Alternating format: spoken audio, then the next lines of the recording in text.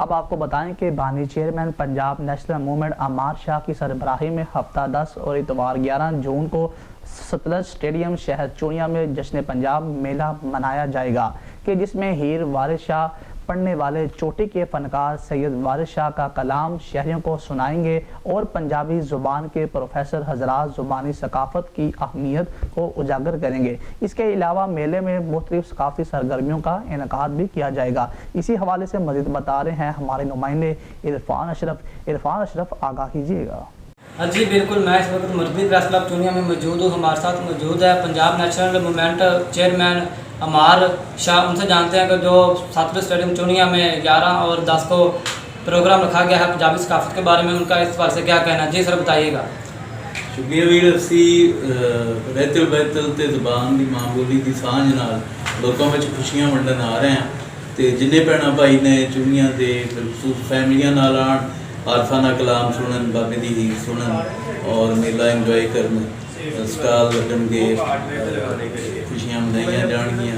तो साडा यही मसला है कि असीं खुशियां की सांझ नहीं बनाते तो नखेड़े पै ने कोई फिरकियां च ग्रोहां च सियासी जमातों च वंडे हैं और टेंशन जिन्नी है इस माहौल च इन बड़ी लोड़ सी कि कोई एंटरटेनमेंट का कोई समान होए, लोग रिलैक्स हो। तो यही एक कोशिश है साड़ी, रब सानू कामयाब करेगा। जी हमारे साथ इस वक्त शहरी भी मौजूद है, उनसे जानते हैं कि सकाफती कल्चर डे के बारे से उनका क्या कहना है। ਇੱਥੇ ਪੰਜਾਬੀ ਕਲਚਰ ਦਾ ਜਿਹੜਾ ਨਾ ਜੀ ਉਹਨੂੰ ਉਹਦੇ ਵਾਸਤੇ ਇੱਕ ਪ੍ਰੋਗਰਾਮ ਕੀਤਾ ਗਿਆ ਸਤਲੁਜ ਸਟੇਡੀਅਮ ਦੇ ਵਿੱਚ। ਉਹਦੇ 'ਚ ਸ਼ਹਿਰਦਾਰ ਵੀ ਇਹਨਾਂ ਦੇ ਨਾਲ ਸ਼ਾਮਲ ਨੇ। ਇੱਥੇ ਸੈਯਦ ਵਾਰਿਸ ਸ਼ਾਹ ਦਾ ਕਲਾਮ ਜਿਹੜਾ ਉਹ ਚੋਟੀ ਦੇ ਫਨਕਾਰ ਜਿਹੜੇ ਨੇ ਉਹ ਹੀਰ ਪੜ੍ਹਨਗੇ।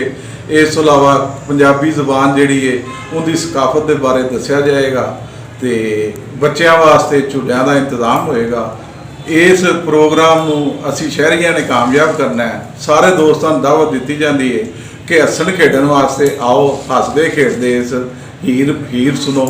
इस पंजाबी जुबान जिहड़ी है उहदे बारे दस्सिया जाएगा। उहदे च प्रोफैसर कोई होर शहर के जिहड़े लोग ने वो पंजाबी जुबान के बारे दसणगे, शेरो शायरी होएगी। इनू सानू कामयाब करना चाहिए। इहो जिहे जिहड़े प्रोग्राम ने जिंदे वास्ते पंजाबी जुबान साडी जिहड़े पंजाब के रहने वाले हैं वो उहदे वास्ते सानू सारिਆਂ ਨੂੰ ਇਹਦੇ ਵਿੱਚ शामिल होना चाहिए, आना चाहिए। हसन खेडन वास्ते सारे दोस्त आवन। जैसा कि आपने शायरी की बात करी, उनका कहना है ये प्रोग्राम सकाफती को उजागर करने के लिए बनाया जाएगा और इसमें बच्चों और ख़वातीन के लिए झूले भी लगाए जाएंगे। जी।